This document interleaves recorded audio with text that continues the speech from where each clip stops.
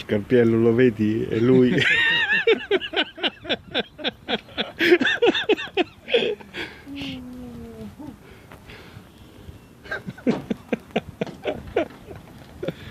Gli fai vedere a Scarpiello dopo.